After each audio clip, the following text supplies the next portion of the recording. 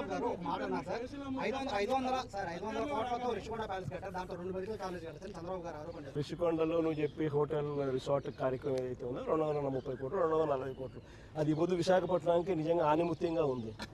అదే చంద్రబాబు నాయుడు యోగా కోసం, యోగా గుర్తుందా, యోగా అనేది గుర్తుందా, ఒక్కరోజు ప్రోగ్రామ్ యోగాకు ఖర్చు పెట్టిందంటే 330 కోట్లు. 330 కోట్లు కనీసం నేనన్నా 240 కోట్లు పెట్టి బ్రహ్మాండమైన బిల్డింగ్ కట్టి విశాఖపట్నానికి తలమానికంగా ఉంది ఆ బిల్డింగ్. ఈ పొద్దు కూడా పోయినాను అనుకో, ఆ బిల్డింగ్లోకి ఎవరైనా పోయి చూస్తే విశాఖపట్నం అంతా పోయిన టూరిస్ట్ ప్లేస్ కింద కనపడుతుంది.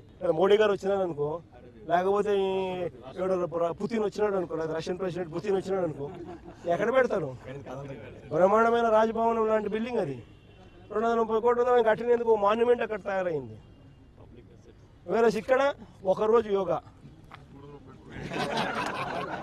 ఒకరోజు 330 కోట్లు, 330 కోట్లు ఆవిరి.